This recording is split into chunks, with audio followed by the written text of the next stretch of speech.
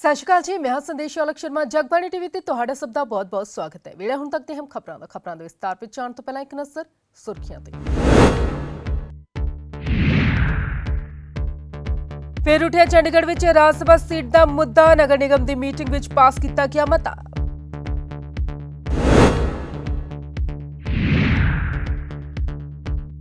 Sukhna lake ਤੇ ਕੱਢਿਆ ਗਿਆ ਕੈਂਡਲ ਮਾਰਚ। ਯੂਕਰੇਨ ਵਿੱਚ ਫਸੇ ਭਾਰਤੀਆਂ ਦੀ ਮਦਦ ਦੀ ਕੀਤੀ ਅਪੀਲ।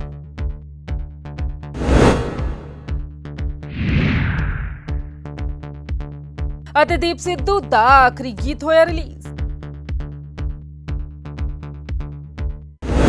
ਤੇ ਹੁਣ ਖਬਰਾਂ ਵਿਸਤਾਰ ਨਾਲ। ਖਬਰਾਂ ਦੀ ਸ਼ੁਰੂਆਤ ਦੇ ਵਿੱਚ ਸਭ ਤੋਂ ਪਹਿਲਾਂ ਗੱਲ ਕਰਦੇ ਹਾਂ ਨਗਰ ਨਿਗਮ ਦੀ ਹੋਈ ਅਹਿਮ ਮੀਟਿੰਗ ਦੀ। ਤਾਂ ਤੁਹਾਨੂੰ ਦੱਸਦੀ ਕਿ ਇਸ ਦੇ ਵਿੱਚ ਰਾਜ ਸਭਾ ਸੀਟ ਦਾ ਮੁੱਦਾ ਇੱਕ ਵਾਰ ਫਿਰ ਤੋਂ ਉੱਠਿਆ ਤੇ ਭਖਿਆ ਵੀ। ਤੇ ਇਸ ਦੌਰਾਨ ਸਭ ਤੋਂ ਅਹਿਮ ਫੈਸਲਾ ਇਹ ਲਿਆ ਗਿਆ ਕਿ ਮੀਟਿੰਗ ਦੇ ਵਿੱਚ ਇਸ ਦੇ ਨਾਲ ਸੰਬੰਧਿਤ ਮਤਾ ਪਾਸ ਵੀ ਹੋ ਗਿਆ।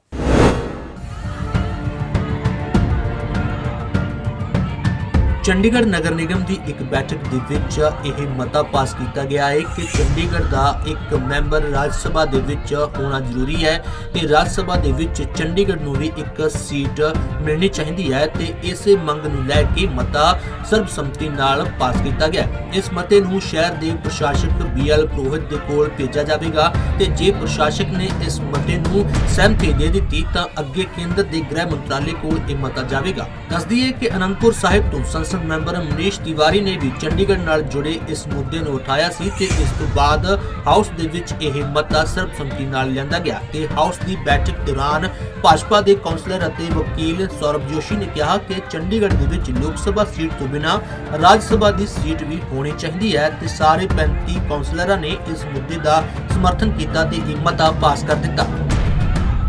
ਸਦਨ ਦੀ ਬੈਠਕ ਦੇ ਵਿੱਚ ਸਟ੍ਰੇ ਡੌਗ ਦਾ ਮੁੱਦਾ ਵੀ ਉਠਾਇਆ ਗਿਆ ਤੇ ਇਹ ਮੁੱਦਾ ਕਾਫੀ ਗਰਮਾਇਆ ਤੇ ਇਸ ਦੇ ਵਿੱਚ ਕੌਂਸਲਰਾਂ ਦਾ ਕਹਿਣਾ ਸੀ ਕਿ ਸਟ੍ਰੇ ਡੌਗ ਦੇ ਕਾਰਨ ਉਹਨਾਂ ਦੇ ਵਾਰਡ ਦੇ ਵਿੱਚ ਹਾਲਤ ਖਰਾਬ ਨੇ ਤੇ ਸਟ੍ਰੇ ਡੌਗ ਸਟਰਲਾਈਜੇਸ਼ਨ ਦਾ ਪ੍ਰੋਗਰਾਮ ਬੀਤੇ 5 ਮਹੀਨਿਆਂ ਤੋਂ ਬੰਦ ਪਿਆ ਹੈ ਤੇ ਜਿਸ ਨੂੰ ਲੈ ਕੇ ਕਮਿਸ਼ਨਰ ਨੇ ਵੀ ਸਪਸ਼ਟੀਕਰਨ ਦਿੱਤਾ ਤੇ ਕਿਹਾ ਕਿ ਉਹ ਸਟਰਲਾਈਜੇਸ਼ਨ ਦਾ ਪ੍ਰੋਗਰਾਮ ਇੱਕ ਵਾਰ ਫਿਰ ਤੋਂ ਸ਼ੁਰੂ ਕਰਨ ਵਾਲੇ ਨੇ ਤੇ ਇਸ ਦੇ ਨਾਲ ਹੀ ਉਹ ਗੋਆ ਅਤੇ ਭੁਵਨੇਸ਼ਵਰ ਦੇ ਪੈਟ ਬਾਇਲਾਸ ਨੂੰ ਵੀ ਸਟੱਡੀ ਕਰਨਗੇ ਅਤੇ ਜੇ ਜ਼ਰੂਰਤ ਪੜੀ ਤਾਂ ਉਸ ਨੂੰ ਚੰਡੀਗੜ੍ਹ ਦੇ ਵਿੱਚ ਵੀ ਲਾਗੂ ਕੀਤਾ ਜਾਵੇਗਾ। ਇਸ ਤੋਂ ਬਿਨਾਂ ਬੈਠਕ ਦੌਰਾਨ ਹਾਊਸ ਟੈਕਸ, ਰੋਡ ਅਤੇ ਵਾਟਰ ਸਪਲਾਈ ਕਮੇਟੀ ਦੇ ਗਠਨ ਨਾਲ ਜੁੜੇ ਮਤੇ ਵੀ ਪਾਸ ਹੋ ਗਏ ਤੇ ਉੱਥੇ ਹੀ ਰਾਏਪੁਰ ਕਲਾਂ ਦੇ ਵਿੱਚ 3.79 ਕਰੋੜ ਰੁਪਏ ਦੀ ਲਾਗਤ ਨਾਲ ਬਣਨ ਵਾਲੇ ਪਸ਼ੂ ਹਸਪਤਾਲ ਦੀ ਬਿਲਡਿੰਗ ਦਾ ਨਿਰਮਾਣ, ਗਊਸ਼ਾਲਾ ਦੇ ਨਿਰਮਾਣ ਦੇ ਮਤੇ ਵੀ ਪਾਸ ਹੋ ਗਏ ਅਤੇ ਸਭ ਤੋਂ ਮਹੱਤਵਪੂਰਨ ਨਗਰ ਨਿਗਮ ਦੇ ਵਿੱਚ ਠੇਕੇ ਉਤੇ 112 ਕਰਮਚਾਰੀਆਂ ਨੂੰ ਰੱਖਣ ਦਾ ਮਤਾ ਵੀ ਹਾਊਸ ਨੇ ਪਾਸ कर देता है।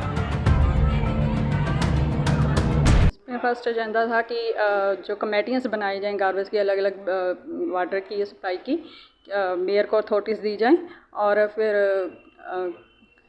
गऊशाला पर था और फिर डॉग शेड्स पर था और उसके बाद की 5 रेटिंग शहर के लिए इस पर था। रोड्स की जो हालात है चंडीगढ़ में बद से बदतर होती जा रही है, उस पर कुछ एजेंडा कोई रोड्स के लिए मैम ने जैसे कहा कि उनके वार्ड्स के काउंसलर के साथ सारे ऑफिसर्स की मीटिंग्स बुलाई जाएंगी और जो भी उनकी ठीक होएगा ब्लैक जो भी नहीं मतलब काम कर रहा है उनके पर सख्त कार्रवाई की जाएगी। दूसरा में पार्क्स की जो हालात है, कई सेक्टर्स में तो बहुत अच्छे पार्क्स बनाए गए हैं पर कई सेक्टर्स में ऐसी हालात बनाई गई है पार्क्स की कि उसमें जाने को भी दिल नहीं करता लोगों का। उसके बारे में थोड़ा सा कुछ गाइडलाइंस दी गई है कमिश्नर की तरफ से, आपकी तरफ से? सर यही है कि वही उनको सामने मीटिंग करके ताकि काउंसलर्स को ज़्यादा पता है कि उस एरिया का क्या प्रॉब्लम है क्या नहीं है, ऑफिसर्स के साथ मीटिंग करवा के जो भी ठीक होगा वो करेंगे। ਤੁਹਾਨੂੰ ਦੱਸ ਦਈਏ ਕਿ ਬੈਠਕ ਦੌਰਾਨ ਸ਼ਹਿਰ ਦੇ ਵਿੱਚ ਪਾਣੀ ਦੇ ਬਿੱਲ ਵਧਣ ਦਾ ਮੁੱਦਾ ਵੀ ਛਾਇਆ ਰਿਹਾ ਤੇ ਇਸ ਦੌਰਾਨ ਆਮ ਆਦਮੀ ਪਾਰਟੀ ਨੇ ਭਾਜਪਾ ਸ਼ਾਸਿਤ ਨਗਰ ਨਿਗਮ ਉੱਤੇ ਕਈ ਸਵਾਲ ਖੜੇ ਕੀਤੇ ਤੇ ਇਸ ਦੌਰਾਨ ਮੇਅਰ ਨੇ ਕਿਹਾ ਕਿ ਉਹ ਪਾਣੀ ਦੇ ਰੇਟ ਨਹੀਂ ਵਧਣ ਦੇਣਗੇ। ਜਗਬਾਣੀ ਟੀਵੀ ਲਈ ਚੰਡੀਗੜ੍ਹ ਤੋਂ ਭਗਵਤ ਸਿੰਘ ਦੀ ਰਿਪੋਰਟ। ਚੰਡੀਗੜ੍ਹ ਦੇ ਵਿੱਚ ਇਸ ਵੇਲੇ ਸਫਾਈ ਵੱਲ ਖਾਸਾ ਧਿਆਨ ਦਿੱਤਾ ਜਾ ਰਿਹਾ ਹੈ। ਚੰਡੀਗੜ੍ਹ ਦੀ ਨਵੀਂ ਬਣੀ ਮੇਅਰ ਵੱਲੋਂ ਖਾਸ ਤੌਰ ਤੇ ਕਿਹਾ ਜਾ ਰਿਹਾ ਹੈ ਕਿ ਚੰਡੀਗੜ੍ਹ ਸਫਾਈ ਦੇ ਮਾਮਲੇ ਦੇ ਵਿੱਚ ਫਿਰ ਤੋਂ ਉੱਪਰ ਚੁੱਕਿਆ ਜਾਵੇਗਾ। ਇਸੇ ਦੇ ਮੱਦੇਨਜ਼ਰ ਸਫਾਈ ਦੇ ਮਾਮਲੇ ਦੇ ਵਿੱਚ ਜੋ ਲੋਕ ਕੁਤਾਹੀ ਵਰਤ ਰਹੇ ਹਨ ਉਹਨਾਂ ਦੇ ਚਲਾਨ ਕੱਟੇ ਜਾਣਗੇ। ਯੂਕਰੇਨ ਦੇ ਵਿੱਚ ਵੱਡੀ ਗਿਣਤੀ ਲੋਕ ਫਸੇ ਹੋਏ ਨੇ। ਵੱਡੀ ਗਿਣਤੀ ਲੋਕ ਅਜਿਹੇ ਵੀ ਹੈਗੇ ਨੇ ਜੋ ਯੂਕਰੇਨ ਦੇ ਹੀ ਨਿਵਾਸੀ ਹਨ ਪਰ ਬਾਹਰ ਨਿਕਲਣਾ ਚਾਹੁੰਦੇ ਨੇ ਤੇ ਬਹੁਤ ਸਾਰੇ ਲੋਕ ਭਾਰਤੀ ਵੀ ਹੈਗੇ ਨੇ। ਉਹਨਾਂ ਦੀ ਮਦਦ ਦੀ ਅਪੀਲ ਦੇ ਮੱਦੇਨਜ਼ਰ ਸੁਖਨਾ ਲੇਕ ਦੇ ਉੱਪਰ ਕੈਂਡਲ ਮਾਰਚ ਕੱਢਿਆ ਗਿਆ। ਲੋਕਾਂ ਨੇ ਹੱਥਾਂ ਦੇ ਵਿੱਚ ਬੈਨਰ ਫੜੇ ਹੋਏ ਸੀ ਤੇ ਮਦਦ ਦੀ ਅਪੀਲ ਕੀਤੀ ਸੀ। मेरे दोनों बच्चे, मेरा बेटा और मेरी बेटी दोनों फंसे हुए हैं खारकिव में।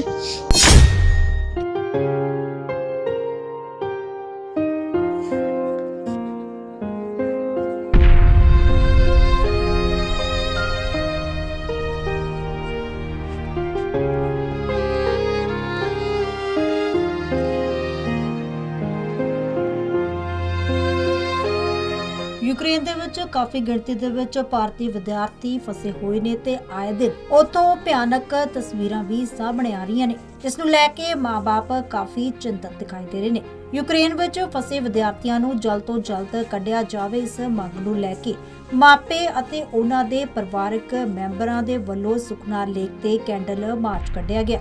ਉੱਥੇ ਹੀ ਜਦੋਂ ਕੁਝ ਇਹਨਾਂ ਪਰਿਵਾਰਕ ਮੈਂਬਰਾਂ ਦੇ ਨਾਲ ਗੱਲਬਾਤ ਕੀਤੀ ਤਾਂ ਗੱਲਬਾਤ ਕਰਦੇ ਹੋਏ ਉਹਨਾਂ ਦੀਆਂ ਅੱਖਾਂ ਦੇ ਵਿੱਚੋਂ ਹੰਝੂ ਝੜ ਪਏ ਤੇ ਉਹਨਾਂ ਦਾ ਰੋ ਰੋ ਕੇ ਬੁਰਾ ਹਾਲ ਸੀ। ਤੇ ਅਜਿਹੀ ਇੱਕ ਮਹਿਲਾ ਸਰਬਜੀਤ ਕੌਰ ਜਿਸ ਦੇ ਕਿ ਦੋਨੋਂ ਬੱਚੇ ਯੂਕਰੇਨ ਦੇ ਵਿੱਚ ਫਸੇ ਹੋਏ ਨੇ। ਇਹ ਦੋਨੋਂ ਬੱਚੇ ਆਪਣੀ ਪੜ੍ਹਾਈ ਦੇ ਲਈ ਯੂਕਰੇਨ ਗਏ ਸਨ।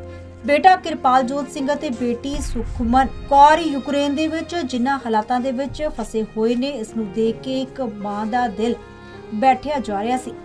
ਉਹਨਾਂ ਦਾ ਕਹਿਣਾ ਸੀ ਕਿ ਨਾ ਤਾਂ ਉਹਨਾਂ ਦੇ ਕੋਲ ਖਾਣ ਦੇ ਲਈ ਕੁਝ ਹੈ ਤੇ ਨਾ ਹੀ ਉਹਨਾਂ ਦੇ ਕੋਲ ਇੰਨੇ मेरे दोनों बच्चे, मेरा बेटा और मेरी बेटी दोनों फंसे हुए हैं ਉਹਨਾਂ ਕਿਹਾ ਕਿ ਉਹ ਸਰਕਾਰ ਨੂੰ ਅਪੀਲ ਕਰ ਰਹੇ ਨੇ ਕਿ ਉਹ ਜਲਦ ਤੋਂ ਜਲਦ ਉਹਨਾਂ ਦੇ ਬੱਚਿਆਂ ਨੂੰ ਸੁਰੱਖਿਅਤ ਭਾਰਤ ਵਾਪਸ ਲੈ ਕੇ ਆਉਣ। में। और हमारी सरकार को यही गुजारिश है कि वो मिलिट्री को सौंप दे, मिलिट्री खुद ले आएगी। ये उनके पास नहीं कोई रहेगा ना तो वो मिलिट्री को दे दे सारा कुछ, वो खुद ले आएंगे मैं हमारे बच्चों को, क्योंकि इनके पास कोई प्लेन नहीं है ले आने को, कोई कुछ नहीं, मेट्रो नहीं, कुछ नहीं। ये मिलिट्री को दे दे प्लीज़, हमारी रिक्वेस्ट है। ये उनके हाथ सौंप दे, वो मेरे बच्चे को वापस ले आए। ਅਜਿਹੀ ਹੀ ਇੱਕ ਮਾਂ ਦਾ ਦਰਦ ਦੇਖਣ ਨੂੰ ਮਿਲਿਆ ਜਿਸ ਦੀ ਬੇਟੀ ਦਿਲਪ੍ਰੀਤ ਕੌਰ ਯੂਕਰੇਨ ਦੇ ਵਿੱਚ ਫਸੀ ਹੋਈ ਹੈ। ਖਾਰਕੀਵ ਤੋਂ ਉਹਨਾਂ ਦੀ ਬੇਟੀ ਮੈਡੀਕਲ ਦੀ ਪੜ੍ਹਾਈ ਕਰਨ ਦੇ ਲਈ ਗਈ ਸੀ ਅਤੇ ਜਿਸ ਤਰ੍ਹਾਂ ਦੇ ਨਾਲ ਉਹਨਾਂ ਦੀ ਗੱਲਬਾਤ ਰੋਜ਼ਾਨਾ ਹੋ ਰਹੀ ਹੈ ਉਹ ਕਾਫੀ ਚਿੰਤਾ ਵਿੱਚ ਨੇ। ਉਹ ਬੰਕਰ ਵਿੱਚ ਲੁਕ ਕੇ ਆਪਣੀ ਜਾਨ ਬਚਾ ਰਹੇ ਨੇ ਤੇ ਨਾਲ ਹੀ ਉੱਥੇ ਤਾਪਮਾਨ ਵੀ ਮਾਈਨਸ ਦੇ ਵਿੱਚ ਹੈ ਜਿਸ ਦੇ ਕਾਰਨ ਬੱਚਿਆਂ ਦਾ ਠੰਡ ਦੇ ਨਾਲ ਬੁਰਾ ਹਾਲ ਹੈ ਤੇ ਨਾ ਹੀ ਉਹਨਾਂ ਦੇ ਕੋਲ ਹੁਣ ਖਾਣ ਪੀਣ ਦੇ ਲਈ ਪਰਯਾਪਤ ਸਮਾਨ ਹੈ। ਇਸ ਦੇ ਲਈ ਸਰਕਾਰ ਨੂੰ ਅਪੀਲ ਕਰਦੇ ਨੇ ਕਿ ਉਹਨਾਂ ਦੇ ਬੱਚਿਆਂ ਨੂੰ ਜਲਦ ਤੋਂ ਜਲਦ ਸੁਰੱਖਿਅਤ ਭਾਰਤ ਲਿਆਂਦਾ ਜਾਵੇ। फ़ोन उसका आता है बट ये है कि वो वहाँ पे बहुत परेशान है, खाना नहीं उन्हें मिल पा रहा है ठीक टाइम पे, ना पानी मिल पा रहा है और जो वहाँ का टेम्परेचर है -2 -5 पे जा रहा है। हीटर्स बंद हो चुके हैं, खाना बच्चों को मिल नहीं रहा है और ठंड से बच्चे बहुत परेशान है। बंकर्स में जाना पड़ता है नीचे उन्हें और बहुत बुरी कंडीशन है बच्चों की। तो आप भारत सरकार से क्या कहना चाहती हैं? हम भारत आपकी सरकार आंखों से लगता है आप माँ हैं और माँ का दिल हम, माँ का दर्द हम समझ सकते हैं। एक्चुअली मैं भारत सरकार से ये कहना चाहती हूँ कि मैं एक अपनी डॉटर के लिए नहीं, मैं सब बच्चों के लिए, जो भी बच्चे वहाँ पर हैं सबको जल्द से जल्द उनके घर पहुँचाया जाए। बस कि जो जितने भी बच्चे खारकिव में जो बच्चे अभी हैं उनके लिए बहुत ज़्यादा क्राइसिस चल रहे हैं, ना उनको ठीक से कुछ मिल पा रहा है, ना वो कुछ खा पा रहे हैं, मेंटली वो अपसेट हैं, डिप्रेशन में आ चुके हैं कई बच्चे। तो प्लीज़ यही कहना चाहते हैं कि बच्चों को जल्द से जल्द मेरी बड़ी सिस्टर है पूर्वा सूद, वो वहाँ पे 5th ईयर MBBS करने गए हैं, वो खारकिव में अभी स्टक हैं। तो उनकी तरफ से सिर्फ एक ही मैसेज आ रहा है बार बार ही कि यहाँ पे कॉन्टीन्यूसली, आज की जो मैं अपडेट दे रही हूँ कि कॉन्टीन्यूसली बॉम्बिंग हो रही है, कॉन्टीन्यूसली मिसाइल्स आ रही हैं, तो उन्हें जल्दी से जल्दी निकाले। उसके लिए वो कह रहे हैं निकालने के लिए उनके लिए पॉसिबल नहीं है कि जो नियरेस्ट वो पोलैंड और रोमानिया से जो लोग इवैक्यूएशन कर रहे हैं वहाँ तक उनके लिए जाना बिल्कुल भी पॉसिबल नहीं है। जो उनके लिए नियरेस्ट बॉर्डर है वो रशिया का बॉर्डर है और वो सिर्फ 40 किलोमीटर्स दूर है खारकिव से। तो वो लोग कह रहे हैं कि वो लोग वहाँ तक मैनेज कर सकते हैं, वहाँ तक अगर हमारी इंडियन गवर्नमेंट रशिया बॉर्डर के थ्रू उनको इवैक्यूएट कर सके तो वो भी पॉसिबल हो सकता है, एक पॉसिबिलिटी है क्योंकि इंडिया के रिलेशन रशिया के साथ अच्छे ही हैं। तो अगर रशियन एम्बेसी के साथ मिलके वो लोग उनको इवैक्यूएट करवा सके तो फिर ये एक पॉसिबल वे दिख रहा है उन लोगों को। ये हमारे दोस्त अभी यूक्रेन में फंसे हुए हैं ऑन द ईस्ट साइड, वहाँ से कोई इवैक्यूएशन के प्लान्स नहीं है अभी तक। और उनको कोई एम्बेसी की हेल्प भी नहीं जा रही है। सारे एम्बेसी वाले सर्कुलर्स में यही कहा गया है कि उन्हें वेट करने को बोला गया है और वहाँ पे उनके पास अभी पानी, खाना, पैसे, सब चीज़ की कमी हो रखी है। हमारे साथ वो हर रोज़ बात करते हैं, ये इतना है कि उनके पास इंटरनेट है। अभी जिस हिसाब से वॉर जितना बढ़ी जा रहा है वहाँ पे, आई डोंट थिंक इंटरनेट भी इतना अभी पहुँच पाएगा उन्हें आफ्टर तो कुछ दिनों के बाद। तो वी रिक्वेस्ट यू, आप प्लीज़ उनकी हेल्प करिए जिस तरीके से भी आप हेल्प कर सकते हैं। ये हमारा प्रदर्शन आज सिर्फ गवर्नमेंट को और प्रेशराइज करने के लिए है। ਇਹਨਾਂ ਪਰਿਵਾਰਾਂ ਦੇ ਵੱਲੋਂ ਸਰਕਾਰ ਨੂੰ ਲਗਾਤਾਰ ਅਪੀਲ ਕੀਤੀ ਜਾ ਰਹੀ ਹੈ ਕਿ ਉਹਨਾਂ ਦੇ ਬੱਚਿਆਂ ਨੂੰ ਸੁਰੱਖਿਅਤ ਯੂਕਰੇਨ ਤੋਂ ਭਾਰਤ ਵਾਪਸ ਲਿਆਂਦਾ ਜਾਵੇ। ਜਗਬਾਣੀ ਟੀਵੀ ਦੇ ਲਈ ਚੰਡੀਗੜ੍ਹ ਤੋਂ ਭਗਵਤ ਸਿੰਘ ਦੀ ਰਿਪੋਰਟ। ਰੁੱਖ ਲਗਾਉਣ ਦੀਆਂ ਗੱਲਾਂ ਤਾਂ ਸਾਰੇ ਕਹਿੰਦੇ ਨੇ, ਪਰ ਇਸ ਵੇਲੇ ਜੋ ਹਾਲਾਤ ਨੇ ਉਹ ਵੱਡੀਆਂ ਇਮਾਰਤਾਂ ਖੜੀਆਂ ਹੋ ਰਹੀਆਂ ਨੇ ਤੇ ਦਰਖਤ ਕੱਟੇ ਜਾ ਰਹੇ ਨੇ। ਪਰ ਈਕੋ ਸਿੱਖ ਇੱਕ ਅਜਿਹੀ ਸੰਸਥਾ ਹੈ ਜੋ ਜੰਗਲਾਂ ਦਾ ਨਿਰਮਾਣ ਕਰ ਰਹੀ ਹੈ। ਇਸ ਦੇ ਬਾਰੇ ਵਿੱਚ ਕਿਸ ਤਰ੍ਹਾਂ ਦੇ ਨਾਲ ਨਿਰਮਾਣ ਕੀਤਾ ਜਾ ਰਿਹਾ ਹੈ, ਪੂਰੀ ਜਾਣਕਾਰੀ ਉਹਨਾਂ ਵੱਲੋਂ ਦਿੱਤੀ ਗਈ। ਅੱਜ ਜਿਹੜਾ ਈਕੋ ਸਿੱਖ ਵੱਲੋਂ ਪੰਜਾਬ ਦੇ ਵਿੱਚ ਜਿਹੜੇ 400 ਜੰਗਲ ਲਗਾਏ ਗਏ ਨੇ, ਉਹਦੀ ਜਿਹੜੀ ਰਿਪੋਰਟ ਅਸੀਂ ਰਿਲੀਜ਼ ਕੀਤੀ ਹੈ। 36 ਮਹੀਨਿਆਂ ਦੇ ਵਿੱਚ 400 ਜੰਗਲ, ਜਿਹਦੇ ਵਿੱਚ 2,20,000 ਉਹ ਰੁੱਖ ਲਗਾਏ ਗਏ ਨੇ ਜਿਹੜੇ ਕਿ ਬਹੁਤੇ ਅਲੋਪ ਹੋ ਚੁੱਕੇ ਨੇ, ਕਈ ਤਾਂ ਬਿਲਕੁਲ ਇੱਥੋਂ ਖਤਮ ਹੋ ਚੁੱਕੇ ਨੇ। ਉਹਨਾਂ ਬੀਜਾਂ ਨੂੰ ਅਸੀਂ ਬਾਹਰੋਂ ਲਿਆ ਕੇ ਉਹ ਸਾਰੇ ਰੁੱਖ ਮੁੜ ਸੁਰਜੀਤ ਕੀਤੇ ਨੇ ਤੇ ਉਹ ਥਾਂ ਦੇ ਉੱਤੇ ਹੁਣ ਇਹਨਾਂ ਨੂੰ ਤੁਸੀਂ ਗੂਗਲ ਮੈਪਸ ਦੇ ਵਿੱਚ ਵੀ ਦੇਖ ਸਕਦੇ ਹੋ। ਜਿੱਥੇ ਕਿਤੇ ਵੀ ਗੂਗਲ ਕਰੋਗੇ ਗੁਰੂ ਨਾਨਕ ਪਵਿੱਤਰ ਜੰਗਲ, ਤੁਹਾਨੂੰ ਪੰਜਾਬ ਦੀ ਧਰਤੀ ਦੇ ਉੱਤੇ ਹਰ ਥਾਂ ਦੇ ਉੱਤੇ ਉਹ ਜਿਹੜੇ ਸਿਤਾਰੇ ਤੁਹਾਨੂੰ ਨਜ਼ਰ ਆਉਣਗੇ। ਇਹ ਆਪਣੇ ਆਪ 'ਚ ਬਹੁਤ ਵੱਡੀ ਅਕੰਪਲਿਸ਼ਮੈਂਟ ਹੈ। ਇਹਨਾਂ ਜੰਗਲਾਂ ਦੇ ਵਿੱਚ ਪੰਜਾਬ ਦੇ ਜਿਹੜੇ ਪੰਛੀ ਨੇ, ਜਿਹੜੇ ਬਹੁਤੇ ਅਲੋਪ ਹੋ ਚੁੱਕੇ ਨੇ, ਤੁਹਾਨੂੰ ਕਦੇ ਨਜ਼ਰ ਨਹੀਂ ਆਉਂਦੇ, ਉਹ ਸਾਰੇ ਹੁਣ ਵਾਪਸ ਆਉਣੇ ਸ਼ੁਰੂ ਹੋ ਗਏ ਨੇ। ਇੱਥੋਂ ਦੇ ਜਿਹੜੇ ਤਿਤਲੀਆਂ ਨੇ, ਭੌਰੇ ਨੇ, ਭਮੱਕੜ ਨੇ, ਉਹ ਸਾਰੇ ਇਸ ਧਰਤੀ ਨੂੰ ਹੋਰ ਸੁਰਜੀਤ ਕਰਨ ਲਈ ਤਿਆਰ ਹੋ ਗਏ ਨੇ। ਇਹਨਾਂ ਜੰਗਲਾਂ ਦੇ ਵਿੱਚ ਮੁੜ ਸੁਰਜੀਤ ਹੋ ਗਏ ਨੇ। ਅਸੀਂ ਇਹ ਜਿਹੜੀ 36 ਮਹੀਨਿਆਂ ਦੀ ਰਿਪੋਰਟ ਅੱਜ ਰਿਲੀਜ਼ ਕੀਤੀ ਹੈ। ਇਸ ਰਿਪੋਰਟ ਦੇ ਵਿੱਚ ਹਰ ਥਾਂ ਦੇ ਜਿੱਥੇ ਜੰਗਲ ਲੱਗਿਆ ਤੇ ਕਿਹੜੇ ਡਿਸਟ੍ਰਿਕਟ ਦੇ ਵਿੱਚ ਹੈ, ਕਿਹੜੇ ਪਿੰਡ ਦੇ ਵਿੱਚ ਹੈ, ਉਹਦੀ ਰਿਪੋਰਟ ਰਿਲੀਜ਼ ਕੀਤੀ ਹੈ। ਤੇ ਨਾਲ ਅਸੀਂ ਦੱਸਣਾ ਚਾਹੁੰਦੇ ਹਾਂ ਕਿ ਇਹਨਾਂ ਜੰਗਲ ਲਗਾਉਣ ਦੀ ਜਿਹੜੀ ਵਿਧੀ ਹੈ, ਜਿਹੜੀ ਕਿ ਅਸੀਂ ਇਹ ਫੋਰੈਸਟ ਦੇ ਨਾਲ ਰਲ ਕੇ ਉਹਨਾਂ ਤੋਂ ਟ੍ਰੇਨਿੰਗ ਲੈ ਕੇ ਇਹ ਪੰਜਾਬ ਦੇ ਵਿੱਚ ਪਹਿਲੀ ਵਾਰ ਅਸੀਂ ਲੈ ਕੇ ਆਏ ਸੀਗੇ ਅੱਜ ਤੋਂ 36 ਮਹੀਨੇ ਪਹਿਲਾਂ। ਉਹਦਾ ਇੱਕ ਟਿਊਟੋਰੀਅਲ ਵੀਡੀਓ, ਉਹਦੀ ਇੱਕ ਵਿਧੀ ਕਿਸ ਤਰ੍ਹਾਂ ਲਗਾਇਆ ਜਾ ਸਕਦਾ ਜੰਗਲ, ਉਹ ਅਸੀਂ ਵੀਡੀਓ ਰਿਲੀਜ਼ ਕੀਤੀ ਹੈ ਅੱਜ।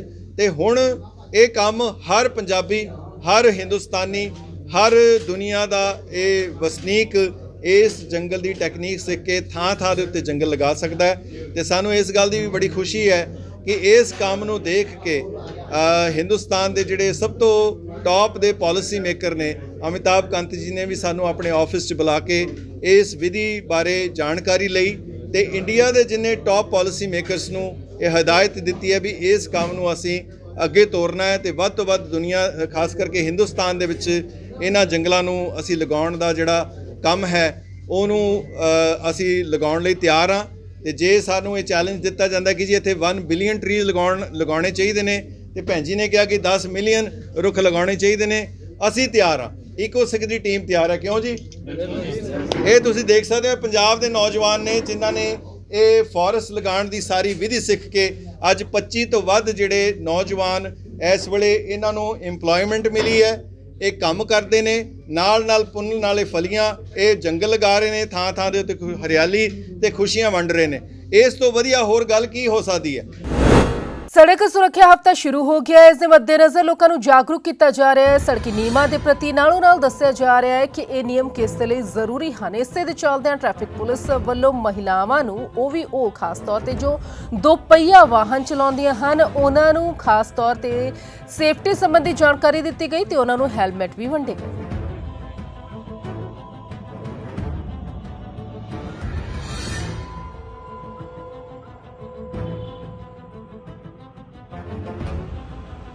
ਹੋ ਸਿਰ ਤੇ ਨਾ ਹੈਲਮਟ ਪਾਉਣ ਕੁੜੀਆਂ, ਚੁੰਨੀ ਨਾਲ ਮੁਖੜਾ ਲਕਾਉਣ ਕੁੜੀਆਂ, ਐਕਟਿਵਾ ਬੜਾ ਹੀ ਭਜਾਉਣ ਕੁੜੀਆਂ, ਉਹ ਡਾਕੂ ਬਣ ਆਉਣ ਕੁੜੀਆਂ, ਸਿਰ ਵੱਜਿਆ ਤੇ ਹੋਸ਼ ਹੀ ਉੱਡ ਜਾਣੇ। ਉਹ ਕੀ ਬਣ ਕੁੜੀਆਂ ਦਾ ਜੇ ਨਾ ਹੈਲਮਟ ਸਿਰ ਤੇ ਨਾ ਪਾਣੇ, ਕੀ ਬਣ ਕੁੜੀਆਂ ਦਾ ਸੱਚੇ ਪਾਤਸ਼ਾਹ ਵਾਹਿਗੁਰੂ ਜਾਣੇ, ਕੀ ਬਣ ਕੁੜੀਆਂ ਦਾ ਜੇ ਨਾ ਹੈਲਮਟ ਸਿਰ ਤੇ ਨਾ ਪਾਣੇ, ਕੀ ਬਣ ਕੁੜੀਆਂ ਦਾ। ਉਹ ਫੈਸ਼ਨਾਂ ਦੀ ਪੱਟੀ ਸਵਾਰ ਜ਼ਿੰਦਗੀ, ਮਿਲਣੀ ਨਾ ਫੇਰ ਇਹ ਦੁਬਾਰਾ ਜ਼ਿੰਦਗੀ, ਸੜਕਾਂ ਤੋਂ ਤੈਨੂੰ ਕਿਸੇ ਵੀ ਬਚਾਉਣਾ ਨਹੀਂ, ਹੈਲਮਟ ਸਿਰ ਉੱਤੇ ਤੂੰ ਵੀ ਪਾਉਣਾ ਨਹੀਂ। ਸੜਕਾਂ ਦੇ ਉੱਤੇ ਪਹਿਲਾਂ ਸਿਰ ਵੱਜਣਾ, ਨੱਕ ਮੂੰਹ ਦੰਦ ਸਭ ਕੁਝ ਭੱਜਣਾ। ਜਿਹੜੇ ਹੱਸਦੇ ਨੇ ਦੰਦ ਟੁੱਟ ਜਾਣੇ। ਉਹ ਕੀ ਬਣ ਕੁੜੀਆਂ ਦਾ ਸੱਚੇ ਪਾਤਸ਼ਾਹ ਵਾਹਿਗੁਰੂ ਜਾਣੇ। ਕੀ ਬਣ कुड़ियां दा जे ना हेलमेट सिर ते न पाण। की बण कुड़ियां दा। देखिए, हमने ये अवेयरनेस वाला कैंपेन इसीलिए लॉन्च किया है कि विमेन को भी हम हाईलाइट कर सकें कि सेफ्टी उनके लिए भी इम्पोर्टेंट है। इससे जेंडर से सेफ्टी नहीं चेंज हो जाएगी कि मर्द पहनेंगे तभी वो सेफ रहेंगे और औरतें तो बिना पहने भी सेफ रहेंगी। ऐसा कोई जेंडर डिफरेंस रोड एक्सीडेंट्स नहीं देखते हैं। तो इसीलिए उन्हें अवेयर करने के लिए हमने ये कैंपेन लॉन्च किया है कि प्लीज़ आप हेलमेट्स पहनिए। देखो, चंडीगढ़ पुलिस की कोशिश रही है कि चंडीगढ़ वासियों को, देशवासियों को, लोगों को ट्रैफिक के लिए अवेयर करे और ख़ास करके वो लेडीज़ को। उनको पता है कि अगर एक लेडीज़ को हमने अवेयर कर दिया, पूरे घर को अवेयर कर दिया। तो चंडीगढ़ ओंकार चैरिटेबल फाउंडेशन का भी यही उपराला है कि लेडीज़ की सेफ्टी बहुत ज़रूरी है। खैर, सेफ्टी तो सबकी ज़रूरी है और लेडीज़ और बच्चों की सेफ्टी भी बहुत ज़रूरी है। तो चंडीगढ़ ट्रैफिक पुलिस के साथ ओंकार चैरिटेबल हमेशा आगे खड़ा रहेगा और करता रहेगा। ये काम लोगों को अवेयर करने के लिए करते रहेंगे। हमारे एनजीओ की यही कोशिश है कि लोग अवेयर रहें, अपनी सेफ्टी देखें, अपने परिवार की सेफ्टी देखें कि उनकी सेफ्टी से उनके परिवार की सेफ्टी है। आज वो सेफ़ हैं तो उनका परिवार सेफ़ है। तो यही कोशिश, यही उपराला ओंकार चैरिटेबल फाउंडेशन का हमेशा रहेगा। ਕੱਲ ਨੂੰ ਯਾਨੀ ਕਿ 1 ਮਾਰਚ ਨੂੰ ਮਹਾਸ਼ਿਵਰਾਤਰੀ ਹੈ ਤੇ ਤਿਆਰੀਆਂ ਪਹਿਲਾਂ ਤੋਂ ਹੀ ਸ਼ੁਰੂ ਹੋਣ ਲੱਗ ਜਾਂਦੀਆਂ ਨੇ। ਦੇਸ਼ ਭਰ ਦੇ ਵਿੱਚ ਬੜੇ ਹੀ ਧੂਮਧਾਮ ਦੇ ਨਾਲ ਸ਼ਿਵਰਾਤਰੀ ਮਨਾਈ ਜਾਂਦੀ ਹੈ। ਗੱਲ ਜੇ ਚੰਡੀਗੜ੍ਹ ਦੀ ਕੀਤੀ ਜਾਵੇ ਤਾਂ ਉਸ ਦੇ ਬਾਜ਼ਾਰਾਂ ਦੇ ਵਿੱਚ ਅੱਜ ਹੀ ਸ਼ਿਵਰਾਤਰੀ ਨੂੰ ਲੈ ਕੇ ਮਾਹੌਲ ਪੂਰੀ ਤਰ੍ਹਾਂ ਦੇ ਨਾਲ ਸਜਿਆ ਹੋਇਆ ਹੈ।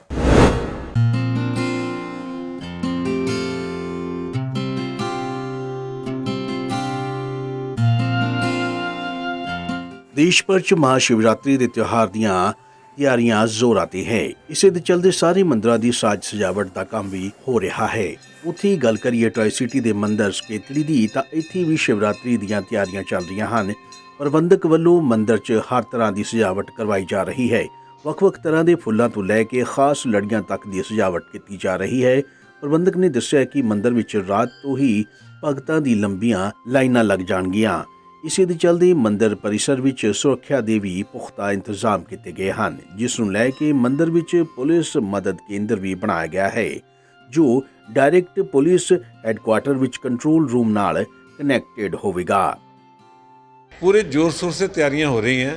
पिछली बार कोविड की वजह से कुछ लोगों की भावनाएं अधूरी रह गई थी क्योंकि बहुत रिस्ट्रिक्शन थी। इस बार गवर्नमेंट की तरफ से कोई रिस्ट्रिक्शन नहीं है, इसलिए बहुत ही जनता उत्साहित है। सुरक्षा के लिए डीसीपी साहब खुद विजिट कर चुके हैं और उन्होंने पूरी एश्योरेंस दी है कि सुरक्षा की पूरी सुरक्षा दी जाएगी, क्योंकि हर साल की तरह उनके बिना हमारा कोई भी फंक्शन कामयाब नहीं होता है और उनका बड़ा सहयोग है हमारे साथ। सरकार, प्रशासन, वाटर सप्लाई, इलेक्ट्रिसिटी, रोड, हर प्रशासन का हर आदमी इस वक्त कंधे से कंधा मिला के शिवरात्रि की तैयारी में लगा हुआ है। शिवरात्रि ਦਾ ਖਾਸ ਤਿਉਹਾਰ ਮੰਗਲਵਾਰ ਯਾਨੀ 1 ਮਾਰਚ ਨੂੰ ਮਨਾਇਆ ਜਾ ਰਿਹਾ ਹੈ, ਜਿਸ ਦਾ ਉੱਤਰੀ ਭਾਰਤ ਵਿੱਚ ਮੁੱਖ ਖਿੱਚ ਪੰਚਕੂਲਾ ਦਾ ਸਕੇਤੜੀ ਮੰਦਿਰ ਰਹਿੰਦਾ ਹੈ। ਇੱਥੇ ਇੱਕ ਹਫ਼ਤੇ ਪਹਿਲਾਂ ਤੋਂ ਹੀ ਮੇਲੇ ਦੀਆਂ ਤਿਆਰੀਆਂ ਚੱਲ ਰਹੀਆਂ ਹਨ। ਬਾਜ਼ਾਰ ਸਜ ਚੁੱਕੇ ਹਨ। ਕਾਵੜ ਭੰਮ ਬੋਲੇ ਦੇ ਜੈਕਾਰਿਆਂ 'ਚ ਗੁਰਦੁਆਰਿਆਂ ਤੋਂ ਗੰਗਾ ਜਲ ਲੈ ਕੇ ਇੱਥੇ ਪਹੁੰਚਣ ਲੱਗੇ ਹਨ। ਪਿਛਲੀ ਵਾਰ ਦੀ ਗੱਲ ਕਰੀਏ ਤਾਂ ਕੋਰੋਨਾ ਦੀ ਵਜ੍ਹਾ ਕਰਕੇ ਕਾਫੀ ਗਾਈਡਲਾਈਨਸ ਨੂੰ ਫੋਲੋ ਕਰਨਾ ਪਿਆ ਸੀ, ਪਰ ਇਸ ਵਾਰ ਕੋਰੋਨਾ ਦੀ ਰਫ਼ਤਾਰ ਹੌਲੀ ਹੋ ਗਈ ਹੈ ਤਾਂ ਭਗਤ ਵੀ ਵਧੀਆ ਤਰੀਕੇ ਨਾਲ ਦਰਸ਼ਨ ਕਰ ਸਕਣਗੇ। ਜਗਬਾਣੀ ਟੀਵੀ ਲਈ ਕੁਲਦੀਪ ਕੁਮਾਰ ਦੀ ਰਿਪੋਰਟ। ਦੀਪ ਸਿੱਧੂ ਖੁਦ ਨਹੀਂ ਰਹੇ, ਪਰ ਆਪਣੀ ਆਵਾਜ਼ ਦੇ ਕਰਕੇ, ਆਪਣੀ ਅਦਾਕਾਰੀ ਦੇ ਕਰਕੇ, ਆਪਣੇ ਹੌਸਲੇ ਦੇ ਕਰਕੇ, ਆਪਣੀਆਂ ਗੱਲਾਂ ਦੇ ਕਰਕੇ ਉਹ ਹਮੇਸ਼ਾ ਸਾਡੇ ਵਿਚਕਾਰ ਰਹਿਣਗੇ। ਤੇ ਤੁਹਾਨੂੰ ਦੱਸ ਦਈਏ ਕਿ ਉਹਨਾਂ ਦਾ ਆਖਰੀ ਗੀਤ ਲਾਹੌਰ ਜੋ ਲਗਾਤਾਰ ਸੁਰਖੀਆਂ ਦੇ ਵਿੱਚ ਸੀ, ਜਿਸ ਦੀ ਸਭ ਨੂੰ ਉਡੀਕ ਸੀ ਕਿ ਦੀਪ ਸਿੱਧੂ ਦਾ ਆਖਰੀ ਇਹ ਗੀਤ ਹੈਗਾ ਜਿਹੜਾ ਉਹ ਕਦੋਂ ਆਵੇਗਾ, ਤਾਂ ਤੁਹਾਨੂੰ ਦੱਸ ਦਈਏ ਕਿ ਉਹ ਅੱਜ ਰਿਲੀਜ਼ ਹੋ ਚੁੱਕਿਆ ਹੈ।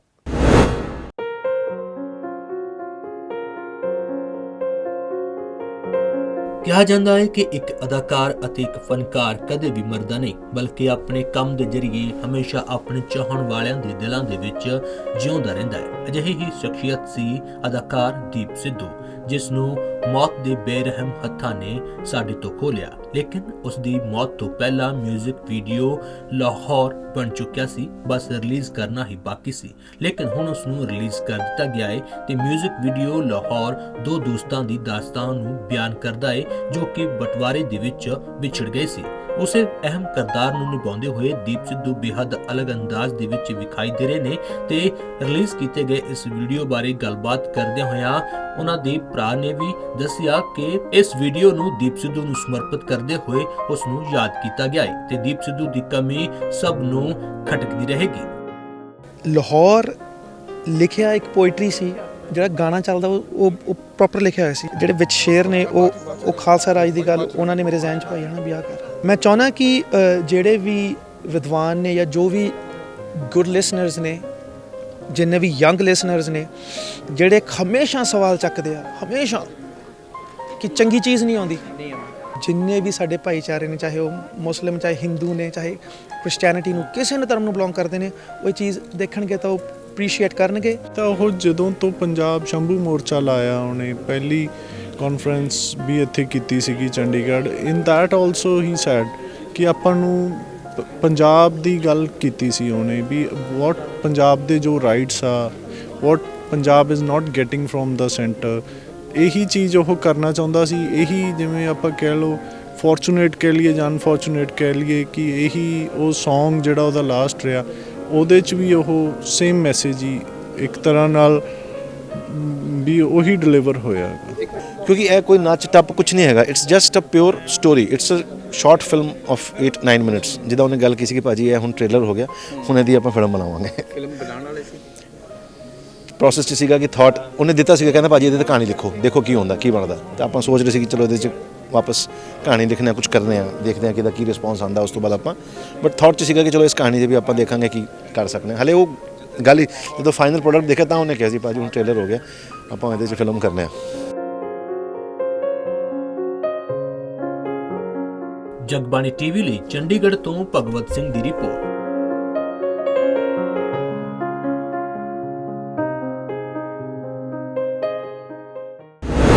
रुख मौसम का कर लेने तो दस दईए कि फरवरी महीना सबनों पता है कि खत्म हो चलिया है तो मार्च शुरू होने वाला है तो इस दे चलदे गर्मी भी वधनी शुरू हो गई है पर ठंडियां हवावां किते ना किते ठंडक का एहसास करवाउंदियां ही रहिंदियां ने।